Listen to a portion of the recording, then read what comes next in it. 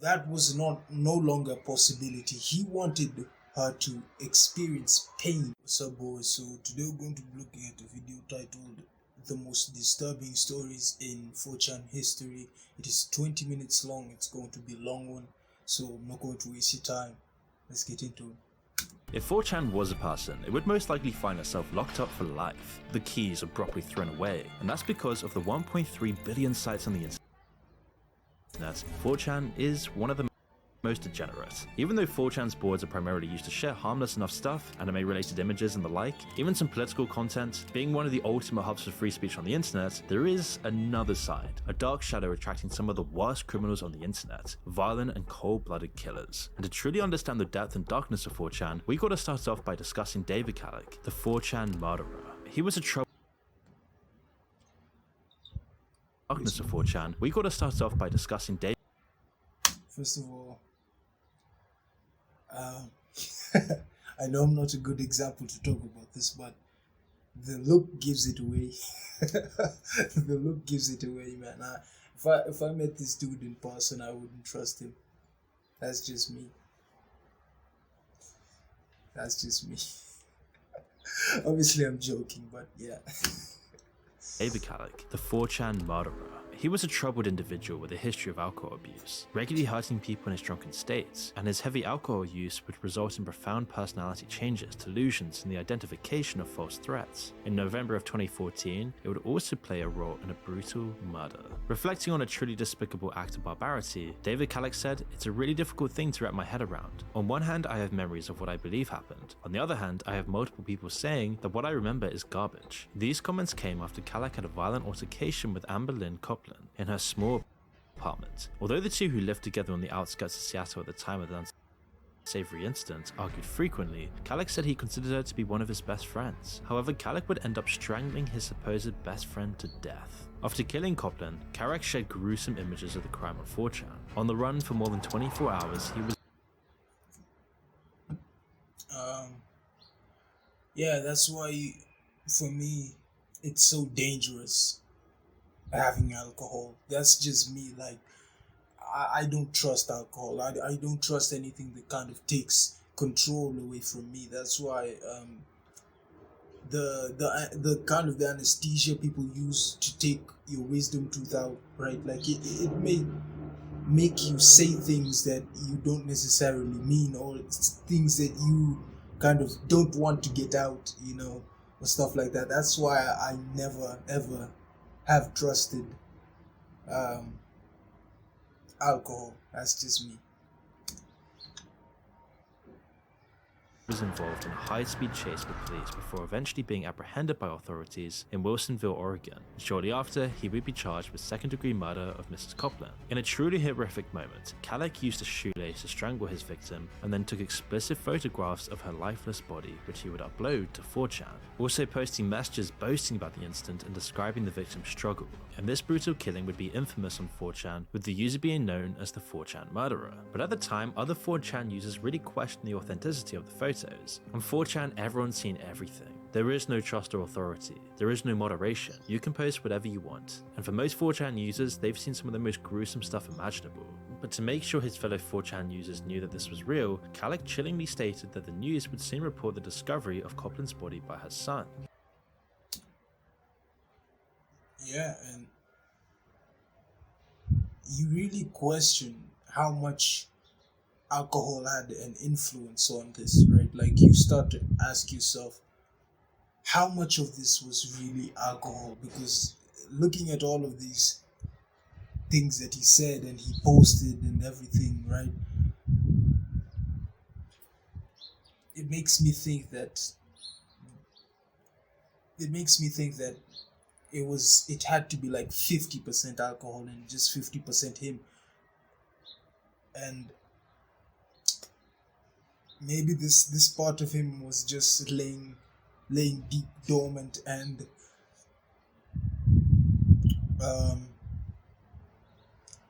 alcohol just brought it out, right? Like, that could be another hypothesis of what happened.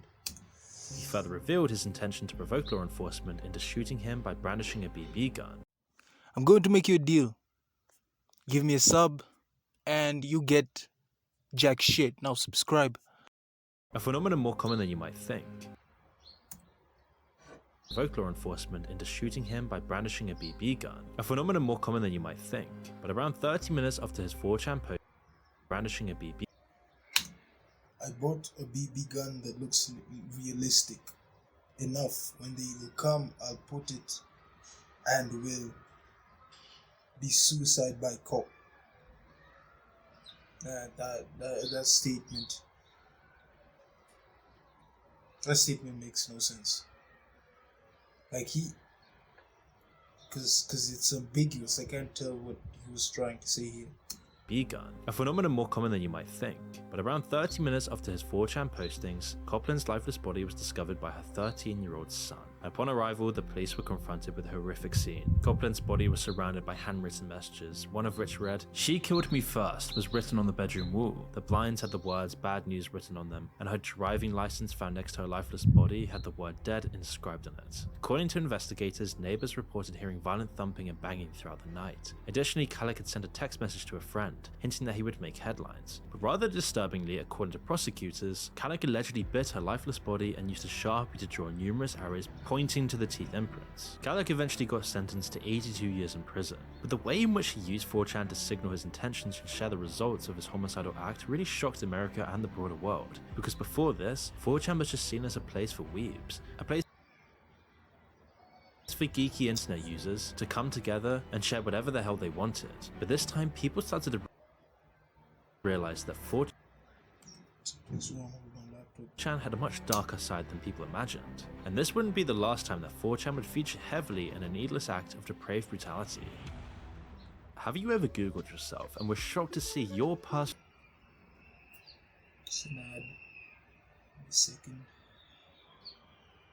The anonymous nature of 4chan is perhaps its biggest selling point. Anonymity tends to bring out the very worst in humans, empowering individuals to share the most abhorrent, racist, and hateful comments conceivable. It also allows them to share images and ideas that they likely wouldn't share if they were forced to reveal conceivable. It also allows them to share images and ideas. This is what I mean when I say the internet is forever, right? Like, look at this picture, right? You can't tell your it's going to be hard for your kid to take you seriously if you're posting images like this. That's just like, this did not need to see the internet. This did not need to go on 4chan or anywhere else. This did not need to go on social media. This could have just stayed on your phone. You could have just kept it there, right? Or maybe showed a few friends, which I'm sure you wouldn't, because look at the image, right? That's why I say the internet is forever. So when you post shit like this, the internet will make sure that if the internet wants to, it will make sure that you never forget anything about it, right? And that's just the truth. They likely wouldn't share if they were forced to reveal their real identities, and increased anonymity goes hand in hand with extreme beliefs. 4chan is a virtual cesspool with extreme beliefs and vile content, and after an extended period of time, exposure to hate-filled violent content completely desensitizes its users. Specifically, it desensitizes them emotionally. Their limbic system is hijacked. They no longer feel what they once felt before. They build up a tolerance to images and ideas once considered shocking, now just a normal part of their day, so they go chasing more extreme content to reach the initial high of first discovering their favorite 4chan boards. As exposure to hate and violence becomes more normalized, aggression and savage behavior are shown to increase. And this is particularly true when discussing impressionable teenagers. There is evidence that exposure to violence in early adolescence, both in the real world and online, is directly associated with emotional desensitization. A teenage boy who spends enough time on 4chan, for example, could see his brain completely rewired at one of his most sensitive periods in development, thus affecting his actions, beliefs, and behaviors in the most shocking ways imaginable. Not just with adult content, but also with just the general culture of 4chan. Which brings us to Ruben. I just saw something that was extremely... This shit is so depressing. Periods in development, thus affecting his actions, beliefs, and brain completely. This shit is so depressing. sensitization. A teenage boy who spends enough time on 4chan, for example, could see his brain completely rewired at one of his most Look sensitive at periods in this. development, thus You literally just, your brain is totally just fried. All of the dopamine receptors are just fried. affecting his actions, beliefs, and behaviors in the most shocking ways imaginable. Not just with adult content, but also with just the general culture of 4chan. Which brings us to Ruben Braithwaite, who in 2013, at the age of 12, went to live with his father Chris and stepmother at Broadmoor Farm, located on the south coast of Wales. Now, according to reports, his stepmom Fiona loved Ruben deeply. She cared for him and encouraged the young boy to consider pursuing a university education. However, Ruben, uninterested in the possibility of third-level life, had other plans, and the care Fiona showed towards Ruben was not reciprocated. In fact, between 2013 and 2018, Ruben's hatred for his stepmother would intensify, eventually resulting in a brutal murder that would send shockwaves across the small town in which he was raised. From an early age, Ruben would develop an unhealthy obsession with exploring the darkest recesses of the internet, consuming an online diet rich in disturbing images and videos of extreme violence. And in 2018, Ruben was sentenced to life in prison after mercilessly murdering his stepmother, and the manner in which he executed his crime was particularly shocking, with the teen using an axe and a samurai sword to butcher his stepmother. Fuck. Fuck. That has to be one. That guy is messed up because grabbing a gun and shooting a guy, that's one thing, right? Like killing a person with a gun, that's one thing. That means that that was not no longer a possibility. He wanted her to experience pain. And yeah, it was justified, very, very justified that he got life in prison. Prior to this horrific incident, he had been exposed to some of the most graphic violence on 4chan, regularly consuming content depicting mass killings and beheadings. And after deceiving his 54-year-old animal-loving stepmother by luring her out of the house under the pretense of an injured cat, he would then proceed to strike her on the head with an axe and then slit her throat with a sword. And during the trial at Swansea Crown Court in Wales, the 17-year-old confessed that he was deeply dissatisfied with his life, yet too afraid to take away his own life, ultimately desiring to be apprehended by the authorities. That statement just rubbed me. Worse still was that the whole thing was premeditated the night before the murder, while he lay in bed contemplating the gruesome act he would commit in less than 24 hours. So desensitized through his obsession with gore-filled images on 4chan, he was watching the blood drain out of his stepmother's body, and only then calling the police. But after being arrested, he told officers he was convinced he had to do it, and that his motivation was to shock people to change my life. I see elements of schizophrenia in there, right? Because something schizophrenic people usually say is, "I have to do it. I had it to do it." Right? They always say that. I have to do it. I had to do it. That's elements of schizophrenia. Not to be an armchair psychologist or anything. That's just what I think. Right? That's just what I think.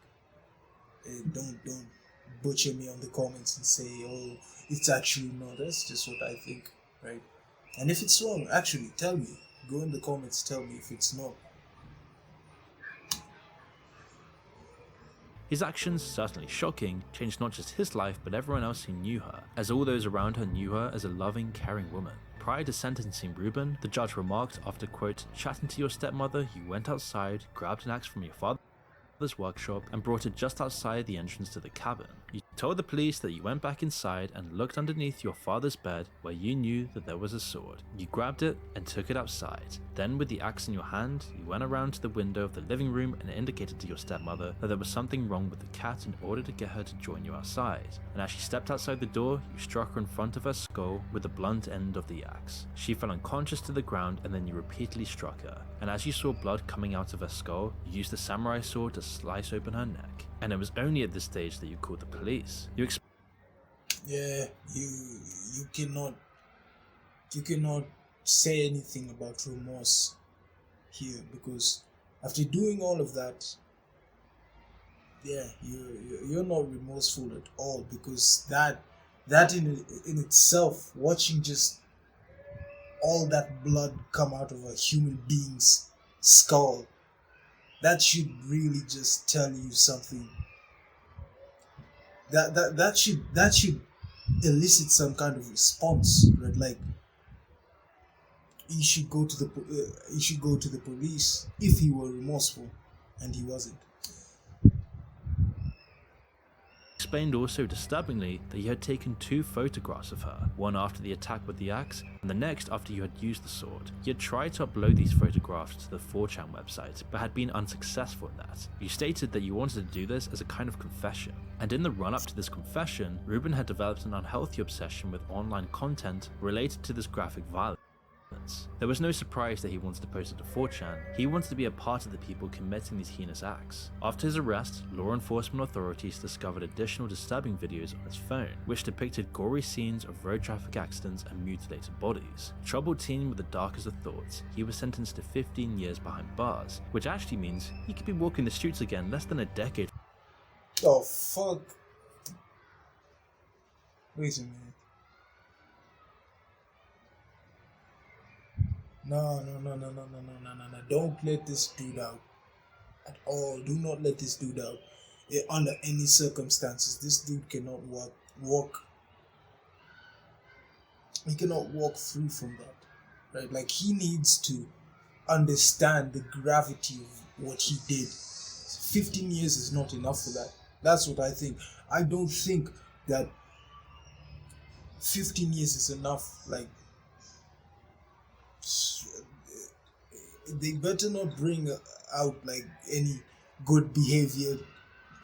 They better not, because this dude needs to spend at least 50 years in prison. That's what I think. He needs to spend at least 15 years, 50 years in prison.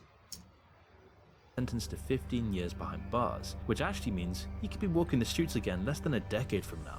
On November 13th, 2022, 4 University of Idaho students were stabbed to death at an off-campus residence in Moscow, Idaho. On December 30th, more than a month after the murders, Brian Christopher Koberger was apprehended in Monroe County, Pennsylvania, where he currently faces charges of 4 counts of first-degree murder and 1 count of felony burglary. And the prosecution is actively pursuing the death penalty in this case. This morning, prosecutors say they will pursue the death penalty for Brian Koberger, the suspect in the gruesome murders of 4 University of Idaho students last fall. But one strange thing, like all of these people, was that Brian shared an intimate history with 4chan. But to understand why he did this, and why he was connected to 4chan, we need to understand his psychology. You see, the 29-year-old was always known as a weird oddball. He'd always suffered with drug addictions, and was actually arrested in 2014 for theft. A notorious loner, Brian, according to a former FBI investigator, may have committed his crimes as a way of asserting his dominance, the dominance he felt he lacked, with the investigators believing that the brutality of the crime and his long history of interpersonal problems may have provided some insight into his motive, as well as the development of an incel complex. According to one of his friends, he was regularly ghosted by females, and this would leave him feeling frustrated, where he exhibited a number of incel-like tendencies. I think we talk about.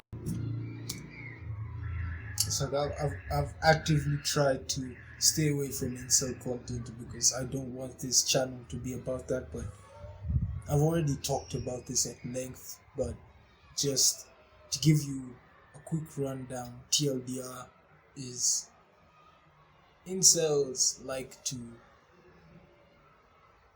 blame everything else but themselves, right? They refuse to blame, not to blame, right? To like take responsibility for the situation they are in, right? The situation that he's in, believe it or not, it could not be his fault, but it is his responsibility. He needs to take accountability and responsibility for things that he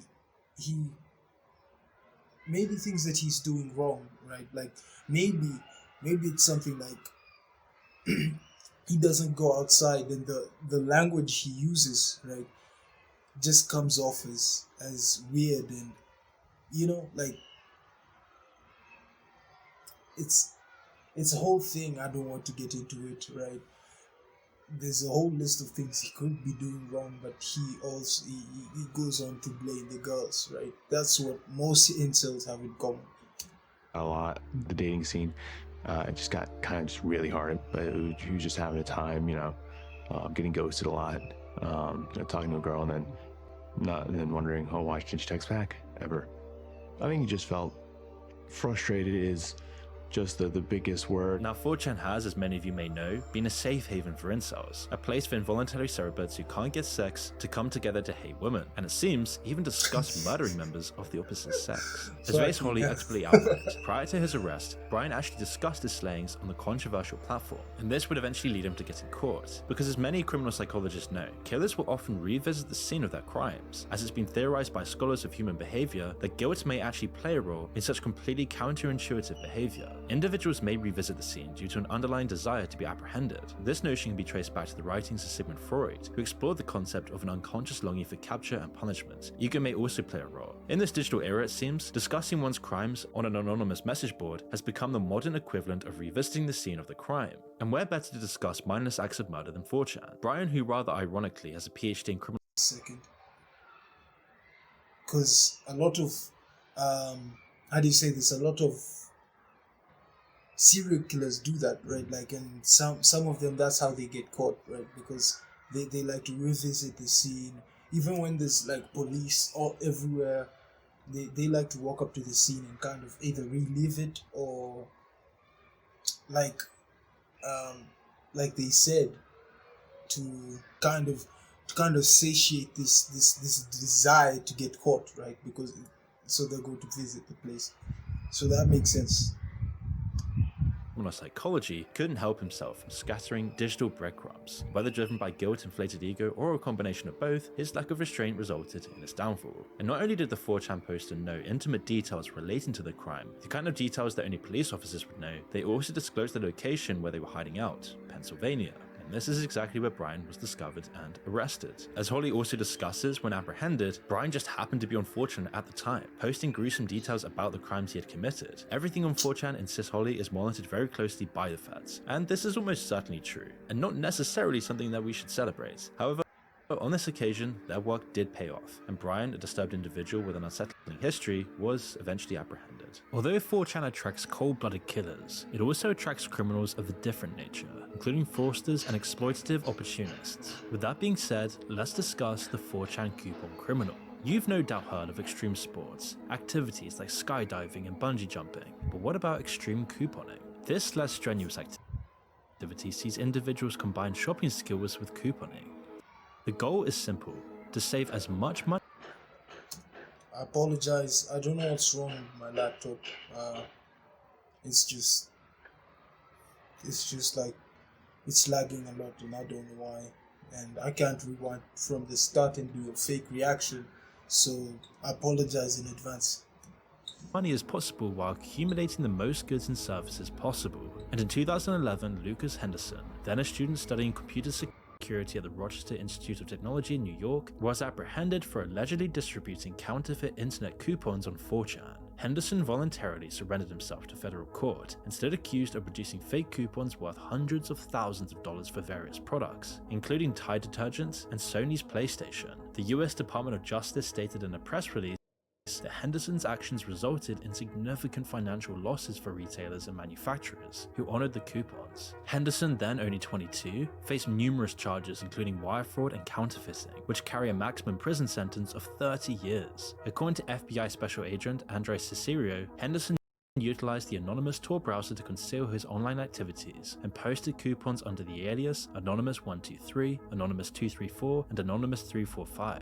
However, in October of 2011, Henderson made an error by posting multiple times using an IP address assigned to him at the Rochester Institute of Technology. His criminal activities ripped off Procter & Gamble, among many others, and so Henderson was apprehended due to the detection of unusual redemption patterns by News America Marketing, the coupon division of Rupert Murdoch's News Corp. On smartsource.com, The ability to identify these patterns stems from the requirement of users to download a specific print widget when printing online coupons on SmartSource, which prevents the creation of multiple copies of a coupon in PDF format. Henderson allegedly managed to bypass the software, enabling 4chan users, many of which are notorious hackers associated with the anonymous movement, to print numerous coupons for Power Bars, Campbell's Soup, Smart Ones TV dinners, and Magic Hat beer. According to prosecutors, in December 2010 alone, consumers redeemed counterfeit coupons worth $200,000 for Tide laundry detergent within a span of just 2 to 3 weeks. But along with coupon criminals, other odd crimes involve role-playing. More specifically, people role-playing as a bank robber. In 2018, a Georgia man was arrested and presented with felony charges after his detailed plan for a fantasy bank robbery was discovered online. The plan, which included images of the bank and the weapons the would-be robber intended to use, was posted on 4chan. A vigilant college student from Georgia Southern noticed the post and reported it to authorities. The witness stated that the forum post contained specific information about the bank's employees, suggesting that the person behind the plan had inside knowledge of the bank, adding credibility to the threat and raising concerns about the safety of the individuals mentioned. In his post online, Tristan Gonzalez had very specific details about the bank behind me, including descriptions of some of the employees inside and how he was going to escape. When it came to the postings, there was specific information about people who were employed at the bank that I guess lends credibility and suggests to the end user or reader that this person's been in that bank and interacted with those individuals. Although the original posts were deleted, the Coweta County Sheriff's Office took charge of the investigation and contacted both the targeted bank and the FBI, who typically assist in bank robbery cases. As a precautionary measure, the bank temporarily closed down to ensure the safety of its employees. And the bank was partially closed down for a day for the safety of its employees. Any reasonably prudent person would have to address a complaint like that. The alternative would be to do what? Nothing. And then if the bank was robbed, if someone were killed, what would people say then? They would say, you knew about this. What action did you take? None. And like, there's actual room there for you to actually get jailed, because that could be classified as kind of negligence, not caring about your employees. Like, well, it was just him. It was either him or her deciding that, or it was him being inclined to do it by the law. Yeah, he did a good job either way. He or she. Soon after, the authorities successfully identified and apprehended the individual they suspected to be responsible for the online posts, a 20-year-old named Tristan Connor Gonzalez from Newnan. During the search of his residence, they even discovered a handgun. However, when questioned by investigators, Gonzalez claimed that his intention was never to actually carry out a bank robbery, stating that the messages he posted online were merely a form of role-playing. Even if this was some sort of live-action role play or pretense, it's not a fantasy for the people that work in the bank who are now scared to come to work. Despite Gonzalez's explanation, the investigators deemed the plans outlined in the post to be detailed enough to warrant charging him with 2 felonies: attempted robbery with a firearm and making terroristic threats, as well as a non-felony charge of criminal attempt. Although you would be forgiven for thinking otherwise, not everyone on 4chan is a degenerate loser with a penchant for criminal behavior. Some have actually used the controversial site for good, to dish out their own form of vigilant justice. In China, there's a name for anonymous internet users who actively hunt down suspected criminals: human flesh search engines. And 4chan has its own set of human flesh search engines, and they are excellent at doing the very thing some police officers sometimes fail to do: identify dangerous criminals. And on that note, I want to introduce you to the 4chan cat lady. In 2014, a truly disturbing video started doing the rounds, where it showed a woman by the name of Mary Bale in Coventry, England, petting a cat, very much alive, before picking it up and throwing it in the trash. Soon after her disgraceful behavior, the woman was under police protection. But what happened between the dumping of the cat and the police officer standing outside her home? Well, this is where 4chan flesh engines come into play. Shortly after the video went viral, the 4chan community swiftly embarked on a mission to locate and ruin the life of the woman involved. The exact time frame is unclear, but it didn't take long for them to identify her. However, their efforts didn't stop there. They managed to uncover her workplace and proceeded to publicly disclose her boss's name and contact information. Additionally, they discovered her residential address and even shared a Google map pinpointing its location. To make matters worse, they even found her Facebook profile as well, and due to the concerning suggestions they said you're not escaping. You're not there's no room for you to escape. We have you covered, right? if you've seen the meme, they're basically saying you're not a person anymore. We found you, literally anything. There's no way you can hide. We know everything about you. Made regarding what should be done with this information, the local authorities intervened and assisted her in her hiding. This precautionary measure was certainly a wise decision, and it is worth noting that this was not the first instance where 4chan users had rallied to protect a cat that was subjected to cruelty in an online video. In a similar incident in 2009, 4chan has successfully tracked down a 15-year-old named Kenny Glenn, who had uploaded a video showcasing himself as the animal abuser and brutally assaulting the family cat, Dusty. During that time, the authorities also intervened, but solely to rescue Dusty. Kenny's parents were left to handle the situation, but all of this originated from a single video. And one important lesson to take away from this video is that in today's digital world, people have the ability to use the internet for both good and bad, especially on 4chan. These people created Anonymous that helped take down terrorists. They have the ability to uncover almost any information they desire about others on 4chan. It's like a hive mind of everyone online who spends way too much time looking at the internet, and using this hive mind collective for either noble or nefarious purposes. More recently, in June of 2022, 4chan activists or hacktivists were in the news again, this time for interfering in the life of one of America's most discussed men, Hunter Biden. The alleged leak of Hunter Biden's personal data, ominously known as the iPhone from hell, went viral on 4chan after an anonymous user claimed to have hacked into Joe Biden's son's iCloud backup and then used a specific tool that enables the recovery of files from Apple's cloud backup site. Shortly after the anonymous user made the claim, the files were mercilessly dissected by 4chan community members. The anonymous user claimed that the iPhone contains voicemails, videos, voice recordings, pictures, etc. of Joe. In this zip they added are two folders, one for an iPad and the other for iPhone backup. The post was accompanied by several screenshots that displayed the interface of a tool called iPhone Backup Extractor, which allows users to recover misplaced and/or lost iPhone messages, photos, calendars, contacts, notes, locations, and data from the iPhone backups and iCloud. The 4chan revelation came 2 years after the New York Post obtained a copy of a laptop belonging to Hunter from a Delaware-based repair shop. The laptop allegedly contained emails between Hunter and his father and vice president of the US, and photos of the 53-year-old smoking crack and having sex with hookers. The takeaway message here though is simple. If 4chan users want to nail you, they eventually will, and when they do, who knows what these guys are gonna do next. But 4chan isn't evil per se, it is a beacon of free speech, and it should be protected. Yeah, there's good and bad in everything. This was an awesome video, man. Really shows you the power of social media, which can either be used for good or bad.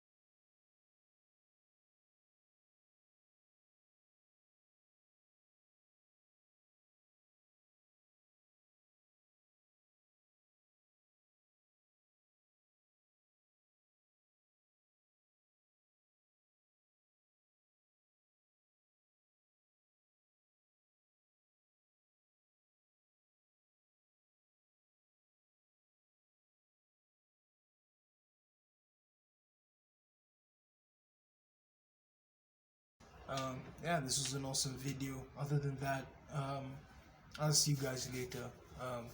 Peace.